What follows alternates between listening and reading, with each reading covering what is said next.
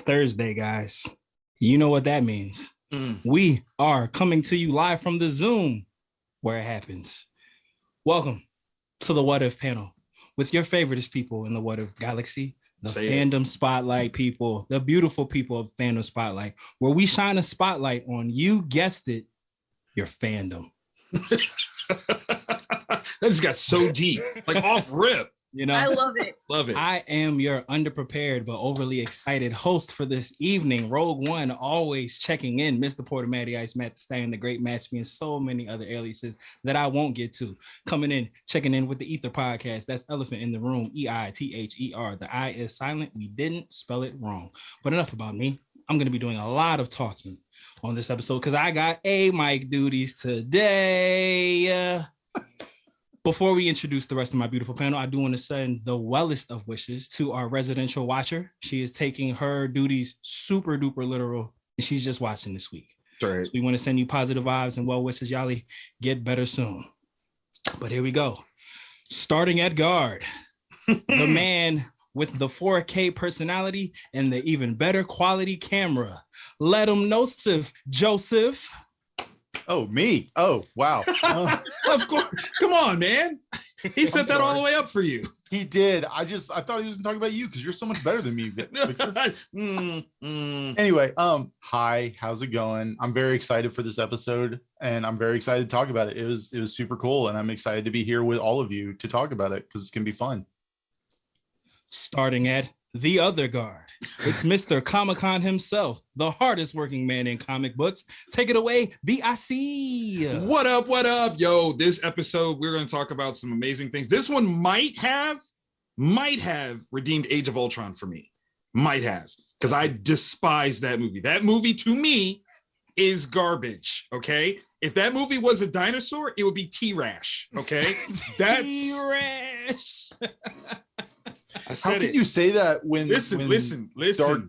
Thor Dark World exists? No, because I you know what? I'm gonna be flat out honest because I had no expectations of goodness for Thor Dark World, but Age of Ultron, I had expectations. So the fall was far harder.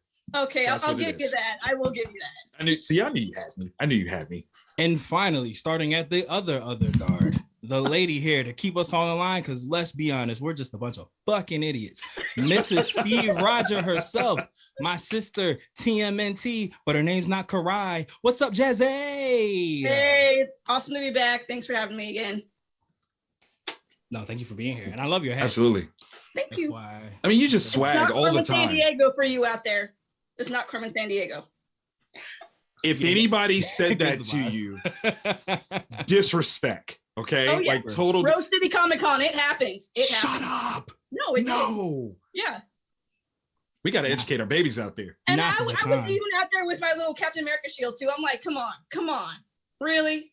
But whatever. I mean, if anybody could steal Cap's shield, it is Carmen San Diego. I'll give them that, but that's a reach. And then we wouldn't know where she would. We wouldn't know where she would take it. We just wouldn't know. Right. Where in the world? Where? Where? I'm sorry. But this episode, guys, I think across the board in our group chat, that's none of y'all business. we all pretty much loved this episode. But before we get into the actual episode, I want to talk about the teaser trailer that they put out. And I need to know, do y'all think that Marvel is just trolling us at this point? Because that whole little TVA part where they had the screen and they deleted, what if Tony Stark created Ultron and like backspace and they made it, what if Ultron won? I'm feeling like they're just like, I don't know if it's a wink or if it's, you want it to be, aha. What do y'all think? It is a great Mephisto dangle. Okay, that's what it is. Like they are Mephistoing us on purpose because they're like, Twitter's going to roll with this one. And it's just rude. It's just rude. I appreciate it, but it's rude. It's really hard to know because, I mean, we have all these different universes now, and it's hard to say what's going to be in play in what's coming up. So it's difficult to be able to guess what they're going to plan to do with that. I agree. I also don't know for sure. I've kind of been just along for the ride for this whole thing. And my one theory I was building everything on, two theories. One of them has been disproven, and the other one is being very much proven right now. But I'm unsure as to what to expect now. Yeah, every time I think I have a foothold in on what this is gonna be, they do some stuff like that, and I'm like, yeah, nah, I'm just along for the ride. Throw the cards in, man. Just put them down. Just be like, you know what? I just want to watch. I think everything's gonna happen. That's what I think. That's what I think is gonna happen. Answer. So the name of this episode was "What If Ultron Won," which I like to affectionately call it is "What If Helen Cho Didn't Unplug the Cradle." That's right. What I'm calling it, because that's essentially what this was really about. But the episode kicks off with what you call them, Jaz Clintasha. Clintasha was their couple name. Going through a high-speed Fast and Furious-esque chase with robots, Terminator style. Mm-hmm. Are we acknowledging that somehow Hawkeye got the cloak of invisibility from Harry Potter and a robot arm? Excuse me, he's the Clinter soldier when he has that robot arm. Okay, I love it. That's right now. I just came up with that on the spot. That's for the show. Trademark that now. Right I got you. I dig it. Trademark that now. But no, you're absolutely right. The cloak of invisibility, dope. And then they kind of just breezed past it. There's some levels of technology that I'm like, what? Right? Yeah, that. Right? Exactly. Right? Like when did they have time to give Clint a robot arm? The cloak aside, like that can be like some sort of shield technology, but like there's like some severe surgery that has to go into putting something like that on, and apparently a removable one. Exactly. So like, just popped right back in. Listen, we saw it happen in Falcon and Winter Soldier, and yeah, so that was some Wakanda technology. That wasn't like old Soviet crap. When Ultron wins, Wakandan technology is for everybody. when life gives you lemons. Bring up the fact of the Winter Soldier there too, because he's kind of had a funky arm too there. So So yeah, I think that's definitely what they aim for there by showing that different form of tech. I do think that the cloak though was just like the siding from the helicarrier, like they just peeled that off. I thought that too. Happy's plane. I thought that same like exact thing. He just foiled that up. Makes sense. Stripped it for parts. Yeah. But it was all Harley's idea, because back in Iron Man 3, he's the one that told Tony about the refractive panel idea. Oh shit! Callbacks. See? Callbacks. To one of the worst movies. I mean, instead of Iron Man, my cousin Victor, instead of Iron Man 3, he calls it Tony Stark 1. Yes. Yes. Because he's not Iron Man, barely in that. At all. Like a little. He's like Iron Man 0.75. Like that's what it is. Iron Man 0.75. Come on. Kind of man. Metallic guy. It's not Iron Man. It's the best Christmas movie in the MCU, you guys. It is. There you go. For now. Right, exactly. For now. Hawkeye is in a movie. No. But the Guardians, though, they're going to have a holiday special. Oh, yeah. Christmas special before the movie comes out. Look, all I'm saying is space-based like stories with Christmas specials historically have not been great. Moment of silence for Star Wars. Yeah. Gotcha. Moment of silence. That's all I'm saying. Before we get into the steak, the meat and potatoes of this episode, I kind of spoke for everybody. How did you guys feel about the episode all in all? Who wants to go first? Come on, Jaz, bring it in. I liked it. I thought it was better than the last one. I mean, the last one was fun. I'm not going to say it wasn't, but it just wasn't. I'm not, as I said, I'm not a big Thor person in general. So, I mean, I really liked it. I also really liked the way that the way he held the stones. I just thought the robot having it here, and then the Mind Stone with Vision right there it was beautiful. And I was like, why couldn't we have had this the whole time? Because that was just some awesome technology. I mean, what's coming next though? I'm kind of on the edge of my seat because they kind of left it open-ended, but we'll get there, I guess. Very, very. Oh boy. I'm terrified of this Ultron. This Ultron is something to fear. Like I literally need Skynet to watch this episode and go, oh, that's how you do it. Oh, okay. No, you don't. Do you really want that? Listen. in the movies, not for real, like not like Google. Like I really don't want Google to do this, but like there were so many things that Ultron did right. Like, okay, in Age of Ultron, he doesn't actually go for the nukes themselves, right? Because they said that Jarvis kept him out of it. Jarvis did keep him out of it. It's not that he didn't go for them. It's just that Jarvis kept him out. Jarvis was keeping him out. And then when they stole the body, he stopped trying. He threw a temper tantrum. Yeah. Reason 752 why that movie is a T-rash. Like that's, why would you stop? Why would you ever stop? Why Because not? I think the logic was, and hear me out. Go ahead. Yes, temper tantrum, because Ultron is not the most stable of individuals. He spends 10 minutes on the internet, and that was his decision he came to. And it's not that it's not a sound decision. But Joseph, you sound like Skynet right now. I'm just saying, humans. just saying. What's this? The internet? Look at everything oh no. War. It's just gotta go. But no, it's more the idea that, like, I think at some point when evolution stopped being within his grasp, he started focusing more on a just general survival of the fittest. He's like, well, if I can't have what I want, I'm just going to make it even worse for everyone. Because like the nuclear option was kind of his old, this will be clean, it'll be quick, it'll be dispassionate, and no one will have to suffer because we're just going to nuke them all. But then he lost his new body and was like, fuck it. If I got to suffer, so does everyone. I'm going to hunt you all down. I'm going to murder you, and you're going to live through an ice age while you die slowly. I love it. He went Killer Croc from the Almost Got Him episode of Batman the Animated Series and decided to throw a rock at him. Like that's literally what he did when. And this is okay. If I'm going to be fair to this thing, I have to say, like, the key point where Age of Ultron absolutely 100 million% lost me was when he's chasing Nat and Clint and he's fighting Cap to get the casket back. Yeah. And they're sliding the casket in the back of the Quinjet, and he grabs Natasha and not the casket. Yeah, right. That's the moment where I'm like, very valid point, sir. T-Rex. Well, like the human leg is much more easily grabbable than a giant metal casket. Also detachable, so you can just get rid of that. He can wrap a whole hand around a human leg. Right? That casket's like, because he did need drones. He did need drones. He needed drones and a truck to transport that thing. He couldn't just pick it up and go. That's true. And technically, but he could have just like flown into the Quinjet and then took it.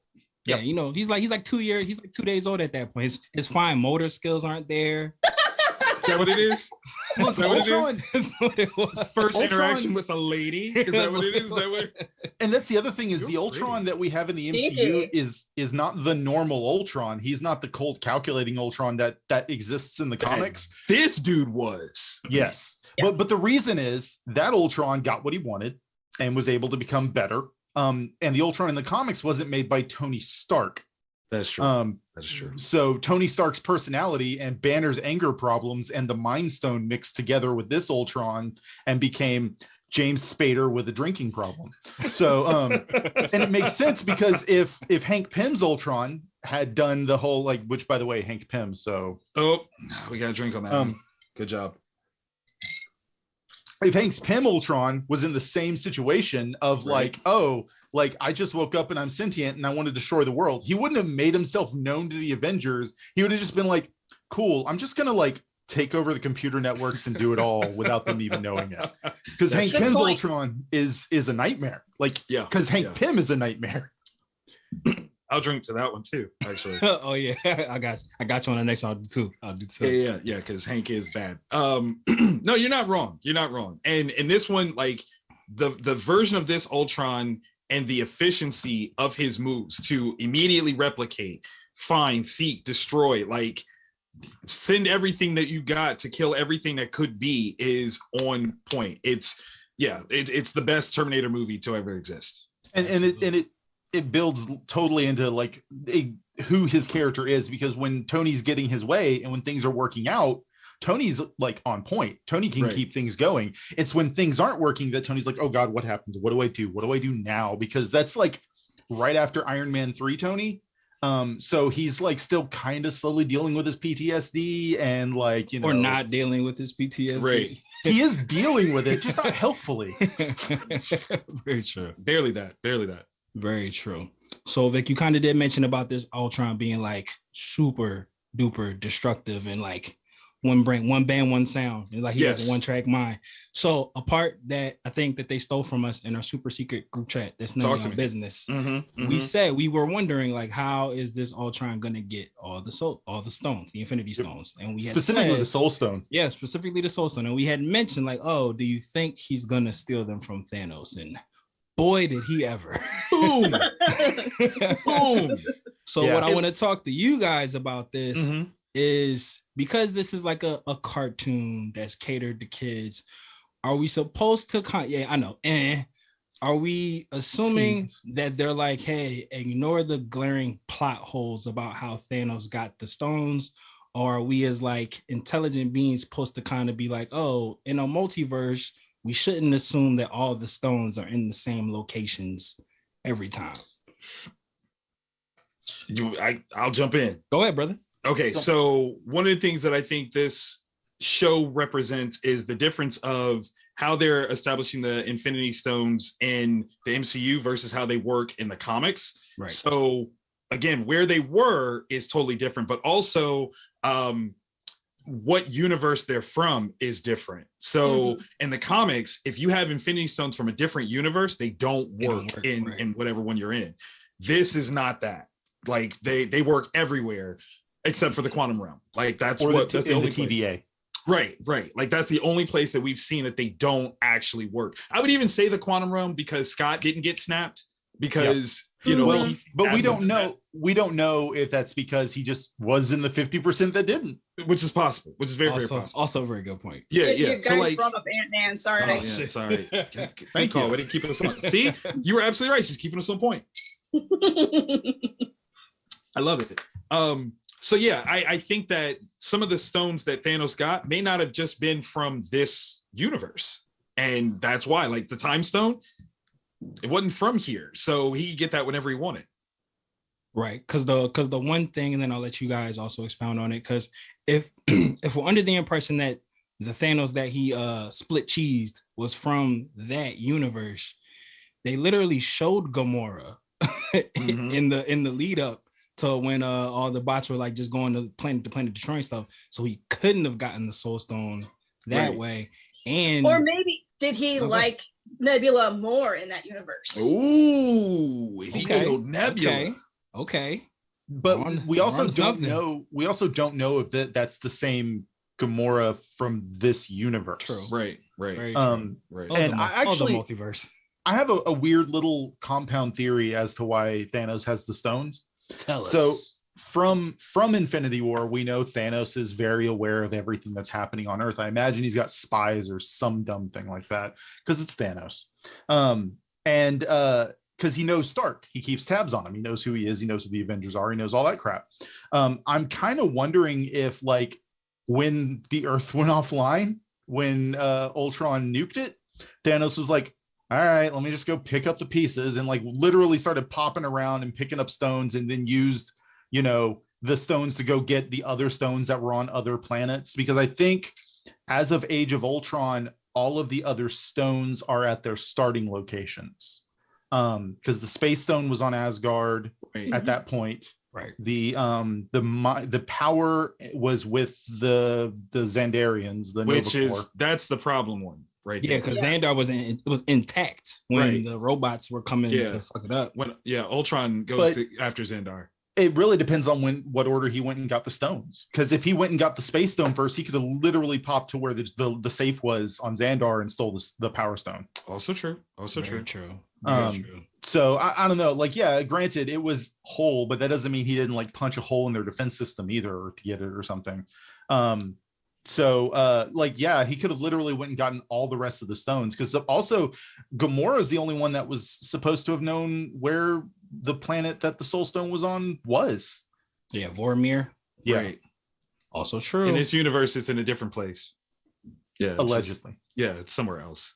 So they're like, fill in blank here. Right. we trust you guys to make an use your decision. imagination. Because the truth, it's essentially what they're saying. and the truth of the matter is, it didn't matter how Thanos got him. It didn't help him. Like he suffered the hardest look down ever. Like like there's times like in the streets where somebody gives you that up down look and you're like, oh, I feel a certain kind of way. Imagine doing that and getting split in half by it. Like that's the worst thing ever. Like any hood that Thanos had, out the window. He can't go back. It's a good thing he died. Like he can't go back to Titan and be like, yo, I'm Thanos. They'd be like, yo, bro, I heard you got looked at and died. Because he said to Maul, like, yo, I'm about to go fuck this boy up and get the stone real quick. I'll be back in like 2 minutes. I'm gonna go do it myself. I'm gonna be back in like 2 minutes. And Maul was just like watching on the camera. He's like, oh. It's like, did my dude just get beat by a PlayStation, bro? Yo. No, Maul said, I am the captain now. Look at me. Look at me. I am the captain now.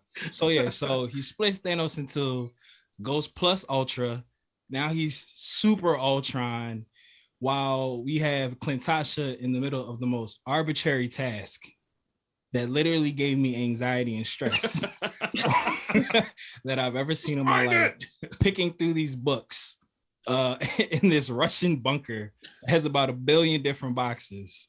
And somehow, because, plot protection, they find it. They had to. I mean, they didn't find it first. You're right.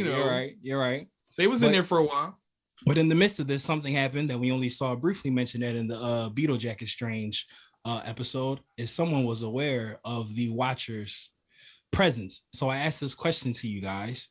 Why didn't the Watcher shut the fuck up? Because he can't, okay? He's been watching silently for so long. And sometimes when somebody gets close to something, you're like, oh, you almost there. You're like, he couldn't not do that. It's not just that. It's like you could hear it in his voice when he's like, it was at that time he noticed someone was watching him. Yeah. Turn around. He noticed that's me. Oh. It's like it's like Anchorman when it's going through the prompter. Yeah. Go fuck yourself, San Diego. I don't want to make it racial, but this is what happens when you have a black watcher. Like he speaks in the third person. Yo, man, all of a sudden he's gonna find out about me. Oh. Yeah, because like as he's doing his little monologue and like, plus Ultron, dubbing it. I love it. Trademarking it. I love it. Plus Ultron, he's like noticing. I'm like screaming at the TV, like, yo, stop talking. Like you're watching him hear you. You're literally watching him hear you. Why are you still talking? And then one of the coolest things ever, we got to see like the Watcher's world, which is like 1 million different shards of universes. Now, are we thinking that that's separate from He Who Remains, like multiversal spider line, and that's like his own thing? And then a question that I would want to ask to you guys, my conspiracy theory brain, do you think that it's possible that plus Ultron becoming a Nexus being was one of the moments that Kang / He Who Remains was just like, oh, we're past the point of no return, because Ultron can now cross universes like easily? That's a really good point. To put in juxtaposition, He Who Remains and the Watcher, both of them in that moment seem to become less aware of like they weren't as omniscient with information. They were literally watching it as it happened. And again, with the Watcher, he suddenly realizes like, oh wait, you can see me. Oh, that's a problem. Let me jump back to my room with the broken LEDs, and I'm just watching all these TVs with this broken LED screen. This is what it was. It's like a giant LED screen that just shattered so you can see the return section at Walmart. It's all the busted electronics. It's like what Hollywood thinks like a new age Silicon Valley like prototype lab hallway looks like. There it is. So well, for me, that moment raised a lot more questions to me, because in my mind, well, I mean, we all knew that Doctor Strange, the multiverse, that was going to be the introduction of the multiverse, and now it's like, oh, is this going to be what sets it all up instead of what we all thought to begin with? I mean, it just raises more questions to me than anything. True. I think what raises a question for me is like how the last season ended. or last episode ended going into this one. It's like we've seen the Watcher like go like, wait, no, that's not right, twice now. Right. He's self-editing.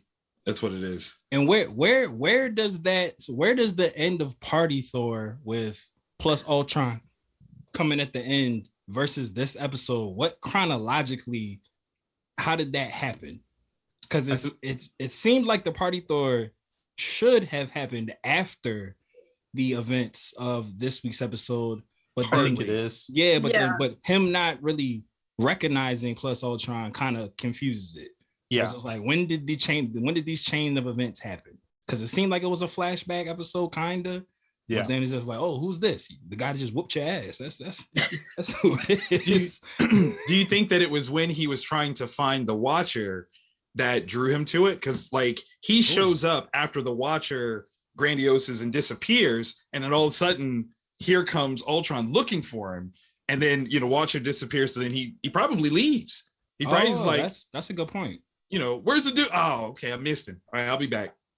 No, that actually fits, because it could have, like, when he was doing the narration, he's like, oh, wait a minute, what's going on? That could be, oh shit, this guy just fucked me up. Right. He found me. Oh, it's a red one. No, I think realistically, that's the only spot that wouldn't make sense, because him narrating the Party Thor, he really took a break after getting beat up. He took a break to go tell another story.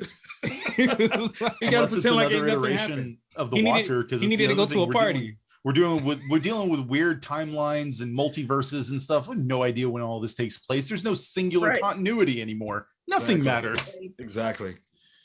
Yeah, so true. I know it went from being a French fry to a waffle fry. That's all it is now.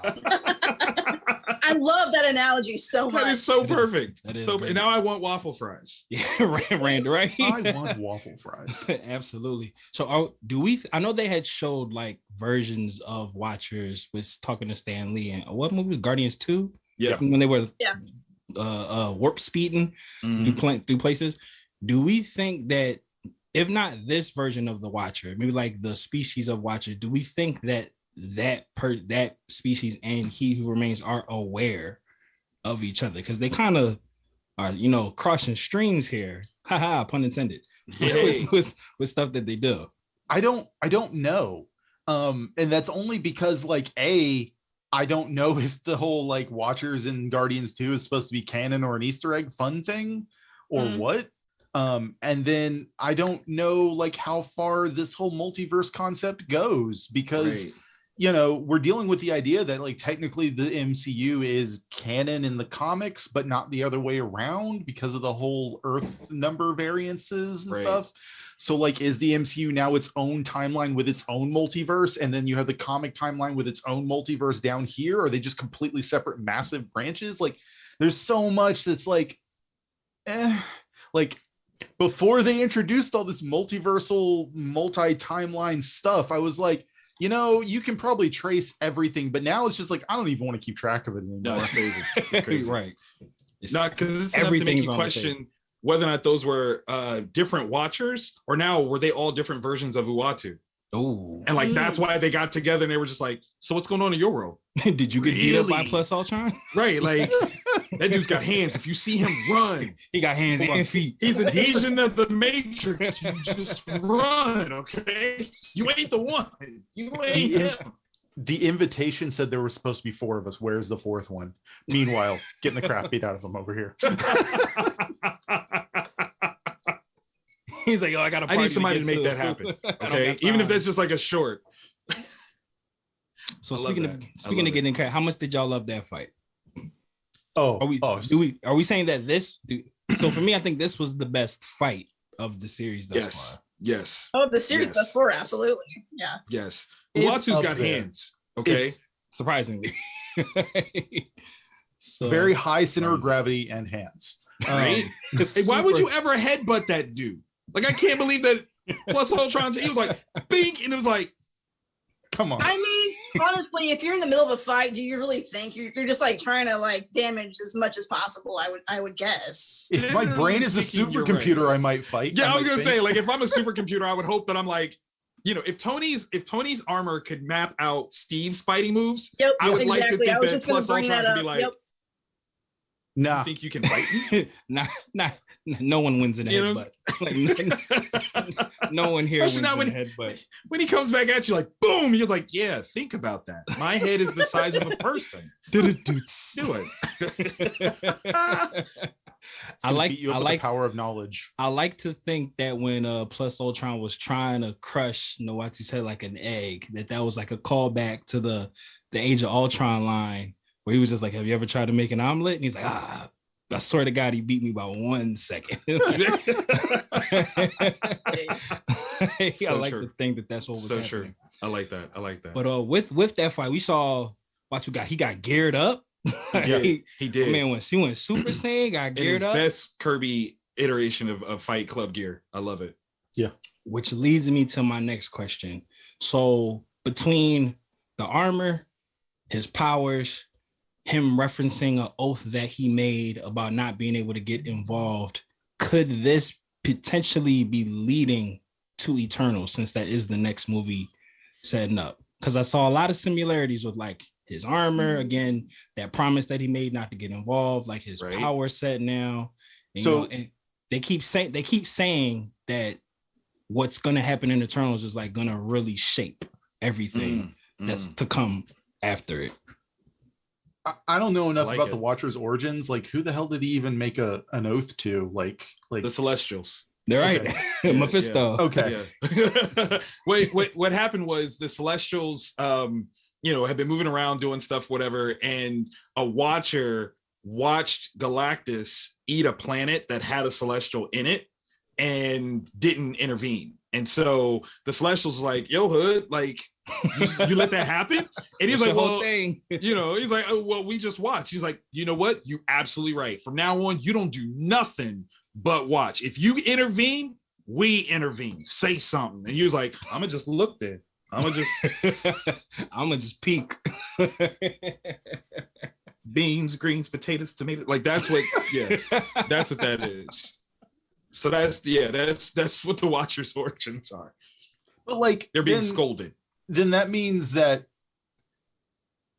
see, this is what's weird about it all now, because the multiverse not existing, and then it did exist, and then it didn't exist, and then it did again, is the idea that, like, has the Watcher been watching for times immemorial? Like, he's like, this is the 87th time I've literally seen this movie. Or like, I don't know, especially like when there's supposed to be a bunch of them, right? Like an entire race of Watchers. Right. So like, have they all literally just been watching the one timeline for this cycle? And I can imagine, like, are they doing a watch party or something? Like, yeah, they synced a watch party. They're live tweeting. I love that idea. The whole thing. I was kind of guessing that was gonna be like a choose your own ending type of deal. Like this Watcher's like watching, what if Clint fell off of the edge and Volmir instead of Natasha? And this one's watching, what if Steve Rogers became president? Because I had to throw that in there. Sorry. Yes, President Rogers. I mean, they're just kind of guessing it's different channels, different. Well, in general, yeah, but like if the multiverse wasn't around for this previous run or whatever was happening, because Kang was priming all the cutting all the branches, was like a Watcher's like, ooh, a new timeline runs off. 30 seconds later, man, comes back. Missed it by that much. It's possible. It got canceled in the first episode. That's not.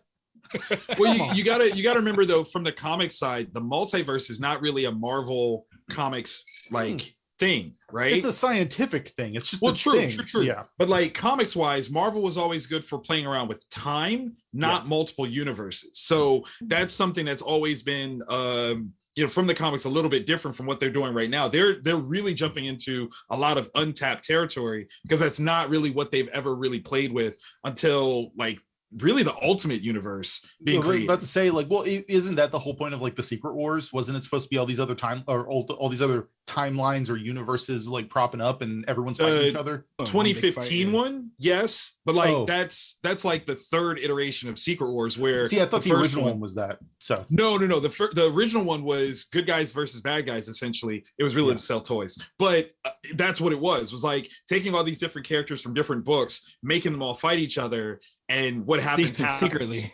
Yeah, secretly they're all gonna fight. But we get to read it because we're the watchers. Fight. You gonna fight? Just don't tell nobody. Exactly.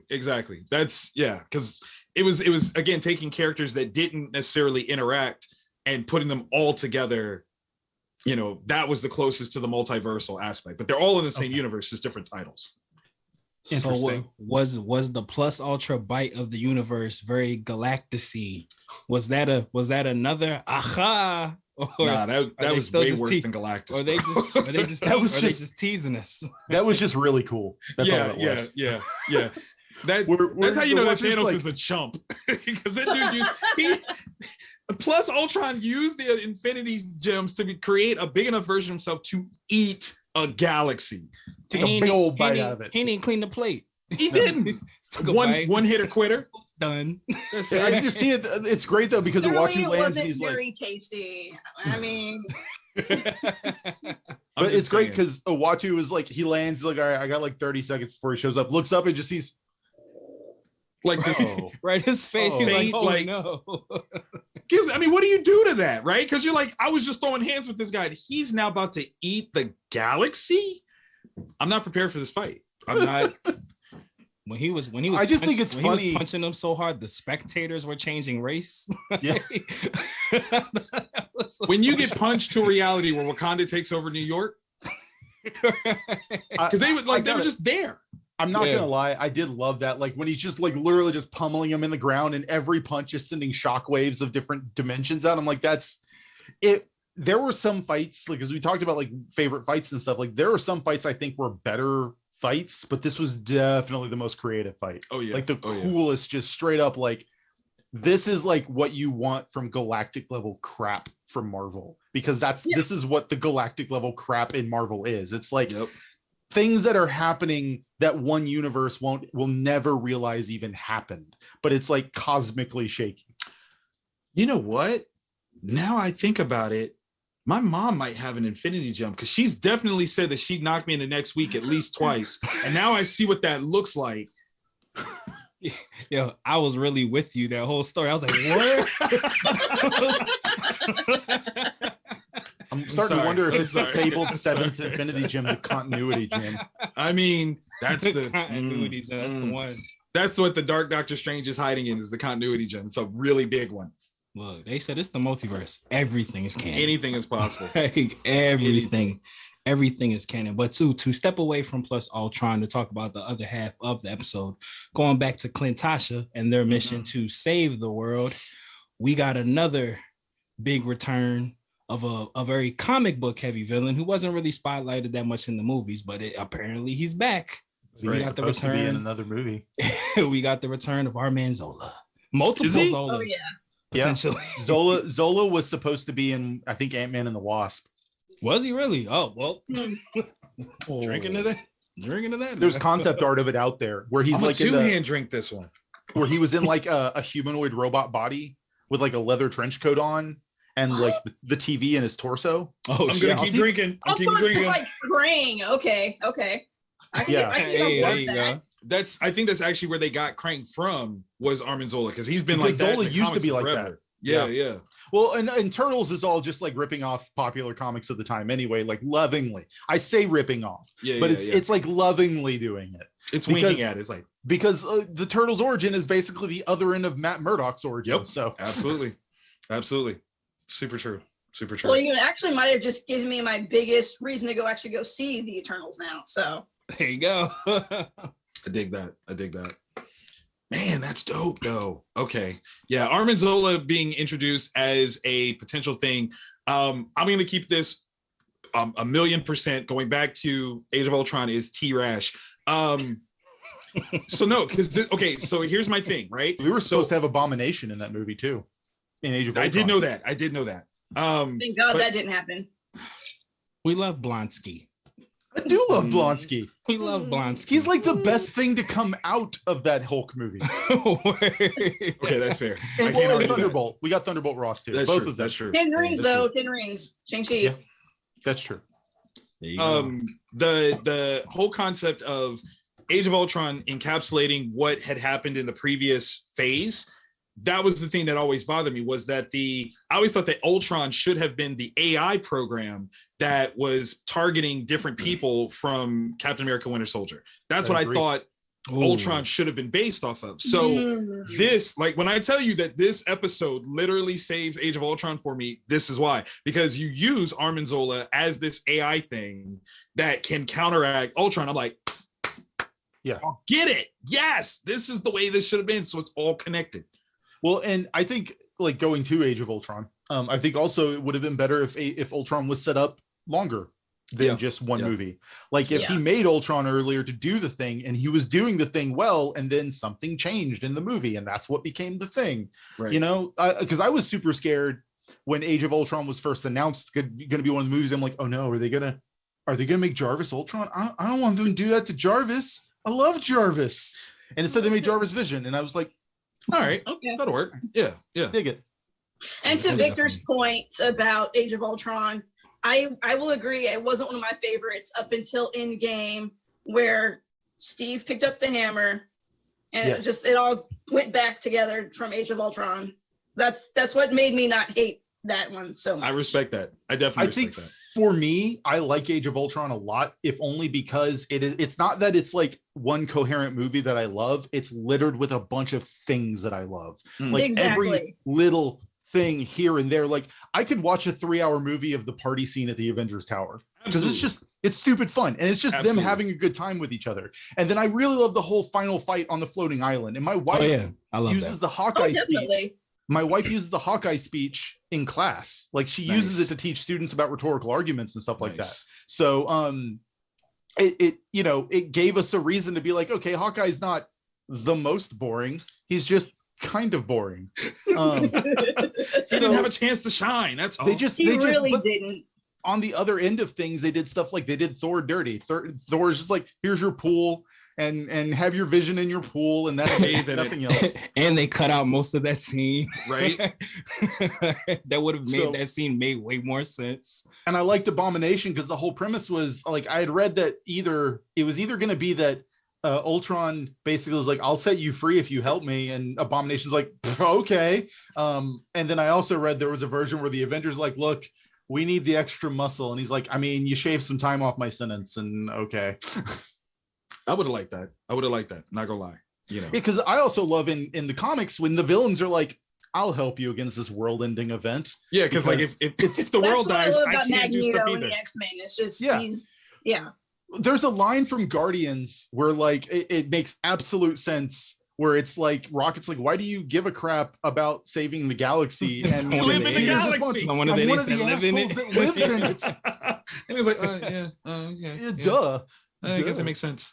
With the equally Peter Quill eloquent quote, I'm about to make some weird shit. Yeah. Profound that man is. I love that. Now, do you guys think that there's something to the order of locations that Ultron chose to destroy things? Like, he goes to Asgard first. I think he may have gone to Asgard first because Thor is a big threat. Because even in Age of Ultron, he's like, yeah, you're the one I need to stop first. He said, electric to cause power outages, my only weakness. Yeah. Also, it's a whole planet of Thors. Let's be honest. Like, essentially.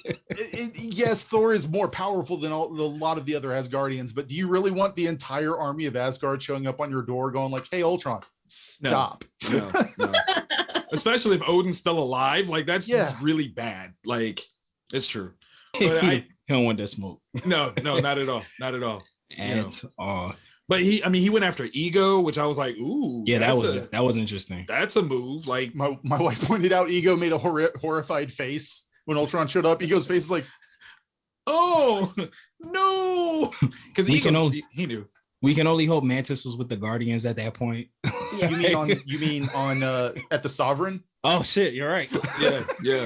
Damn did she do, damn did she don't. Right. No, at best she was out in that flying seed somewhere, and Ego died, and it just starts going.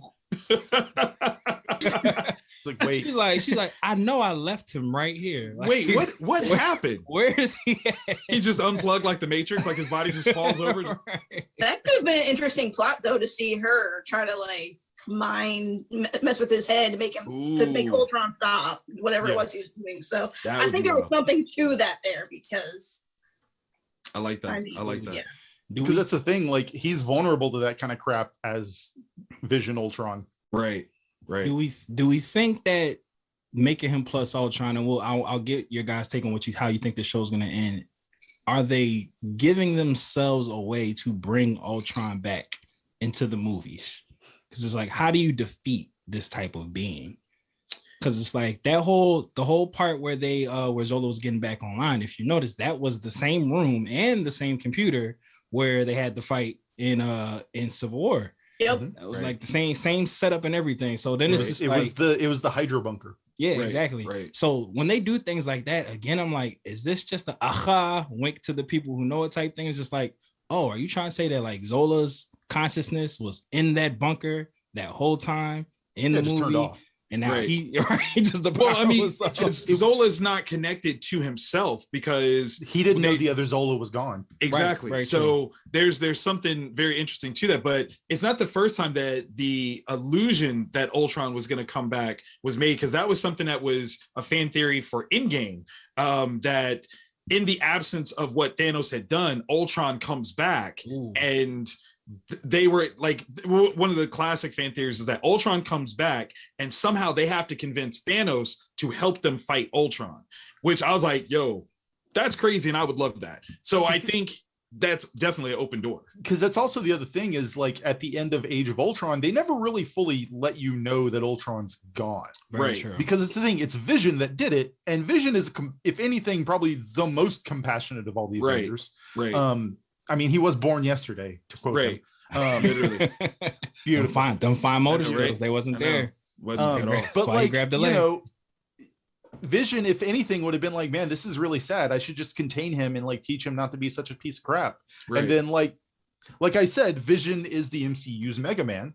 All Ultron would have to say is, I'm sorry.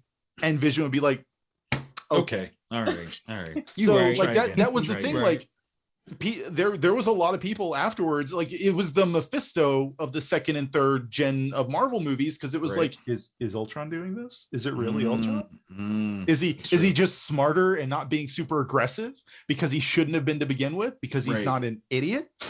Right. Which goes to you. One would think that he would have a backup plan in case shit went left. Exactly. Like you were created by the guy, like one of the founding fathers of the Avengers. I would imagine that you think like, oh, they have a habit of foiling bad guy plans. Let me have some backup plans. Like, let me plug into something that they're not even looking at right now. Yeah, and like essentially when he first came into being in like a simulated job, it's like he went into the internet. Like that's everywhere. Like you mean to tell me that they found a way to scrub him from everywhere? He's on the dark web. That was the thing when they that they did something about. I don't know. That's when he's like, nope, we're done. It wasn't. Like, they gotta go. It wasn't the 2,000 years of war that preceded this or anything like that. It was that. It was like, hold on. He clicked on the wrong video and was like, no. Are you saying that this is all here and they still pay? This is for free and they still spend money. Wait, Pornhub versus Ultra or OnlyFans? These humans are wrong. This doesn't make any sense. They gotta go. They gotta go. God, Ultron is the worst. He doesn't support sex workers. Oh my god. Okay, yeah. Man. I hereby nominate to move this next level of Ultron. We call him Ultron Instinct. That's the new level for him. So there you go. I just want y'all to. That's another one. That's another one. Yeah. This is the worst. I'm just saying that's 2 for me. Okay, that's 2. Okay, Clinter Soldier and Ultron Instinct. That's 2 for me. I'm done. Clinter Soldier is hilarious.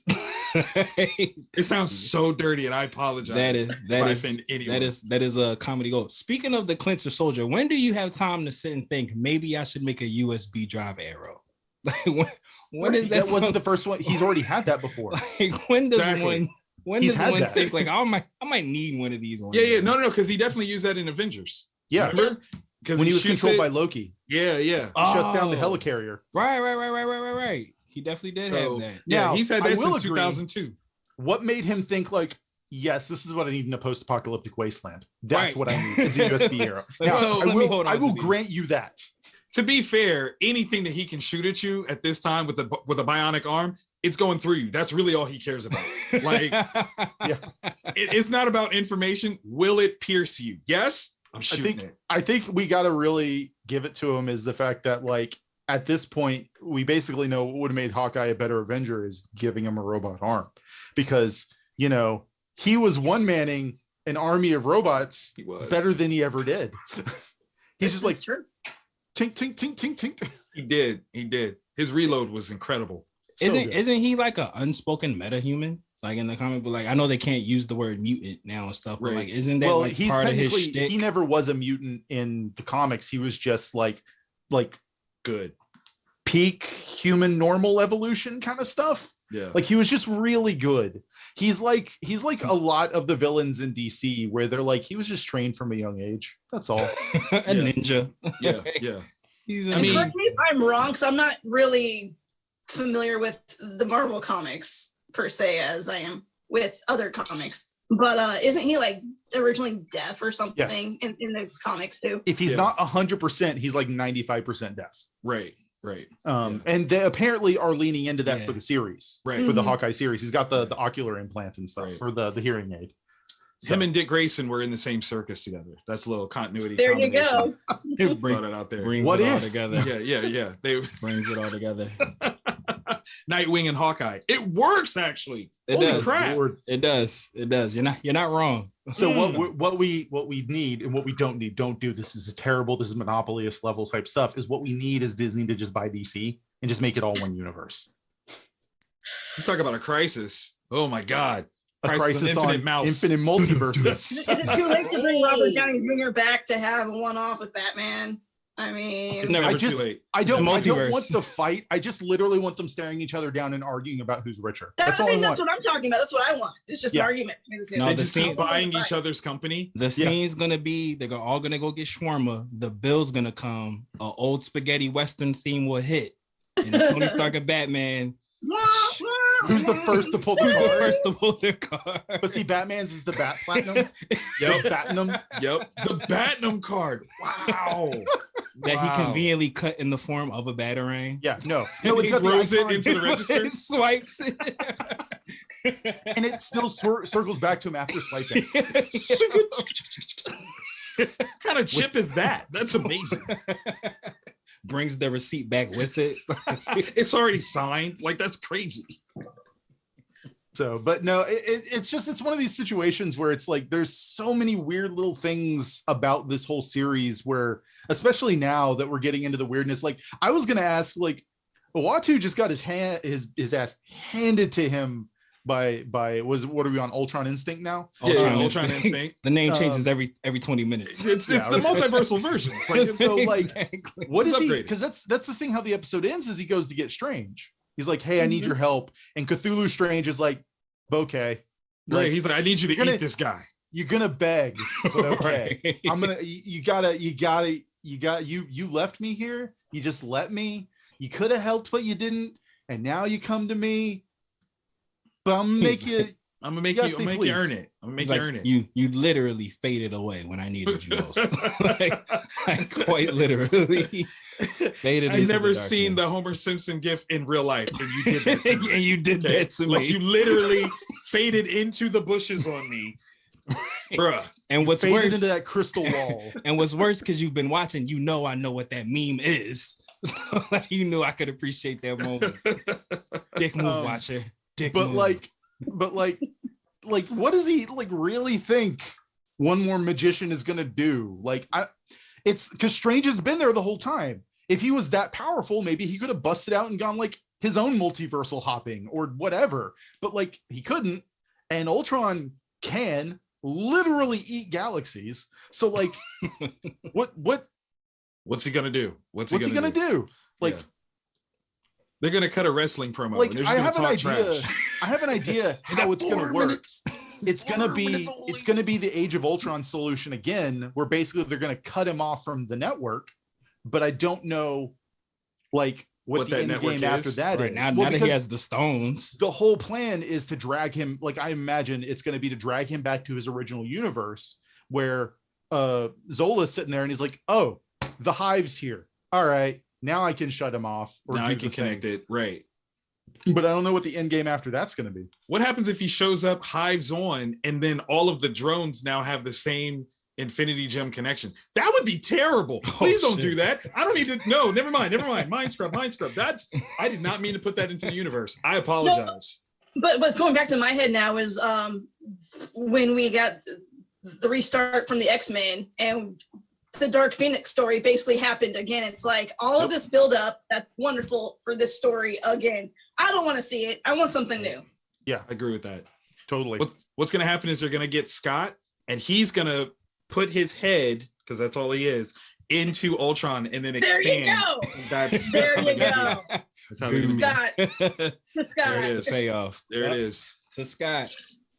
So that leads me to the final question, because I know we're running up against it on time. How do you guys think this show is gonna end? I honestly have no idea, in the most wonderful way, as Carol Pleader would say. I don't know. At this point, I just can't. So I feel like Joe's been chomping at the bit, so I'll go and we'll let Joe go last. I think all roads are leaning to zombie Thanos versus plus Ultron. I think, because I know in the Prius commercial where they were showing clips, like Party Thor says briefly, like, oh, zombies, great idea. So I think part of their plan, I'm also kind of thinking that they're literally going to throw everything but the kitchen sink at plus Ultron. I think they're going to go back and get the Kraken from Pirates of the Caribbean and be like, yo, help. They're going to get the zombies. They're like, hey, yo, help. Hey, I think it's going to be like this big orchestra of trying to take him down or contain him, because I don't know how you destroy him at all. I don't either. Get him, Joe. Get him, Joe. What you got? Yeah, because he's waiting. So here's what I think ultimately is going to happen. Yes, I think they're going to kitchen sink him, where they're going to go to literally every episode that we've had so far and pull something from it. Because there's also scenes from some of the trailers and stuff with like Shuri and Pepper, like with guns in it, and I'm like, what's going on here? So either they're going to pluck them or they're going to pluck Killmonger from that reality. They're going to take Captain Carter. They're going to take Party Thor. We're going to have T'Challa from space. And I think the zombies is literally them. They're like, well, we can't fight an army with just the four of us realistically. So they're literally going to send the zombies against the army of Ultron robots. I don't know if they're going to pull someone from that reality. If they do, it's probably going to be that reality Spider-Man, because him and T'Challa, I think, are literally the only ones left. Right. Facts. Right. But I think it's going to be one of these big situations where they're basically going to have to hold him in one dimension for as long as possible, keep him distracted until Zola can sever him from the network. And then it might depower him enough to where ultimately the end game is they got to get the stones away from him, like pry those out of his torso. That's the only thing that's going to stop him to be as much of a threat. And I think long term is we're going to see some of these characters keep returning as like a Guardians of the Multiverse thing, because that term has been thrown around a few times in episode synopsi. So I think we're going to see a situation where the Watcher's like, well, I can't intervene, but you can. So Uatu becomes the galactic Nick Fury. Yeah, together his basically. He's got plausible deniability. He's like, I did it this one time and I didn't get caught, but if I keep doing it, I'm gonna get in trouble. Yeah. So I didn't intervene. I just pushed a button and these guys showed up. What? Crazy. I think this was literally like this entire series has been like a prequel and build up story to like something that's going to be, it's not going to be the whole thing, because I think we're still going to see all these weird different what if worlds, but I think every so often we're going to get like, no, this weird thing that shouldn't be happening is happening, and one of the guardians of the multiverse or multiple of them have to show up and do something about it. Because the other thing that a lot of them have in common, with the exception of T'Challa, who would just do it out of the kindness of his heart because he's a good dude, right? All of them have lost like their entire world practically, if not literally metaphorically in some cases. True. Because like Peggy's lost everything, and then Thor probably lost everything if he's just Uatu grounded. didn't. That's what it is. Well, I mean, if Ultron showed up in Party Thor's world and Uatu didn't do anything about it, Thor can't stop all that by himself. It's true. So I think a lot of them are just going to be like, and what does Strange have left to go back to a 10 by 10 foot ball?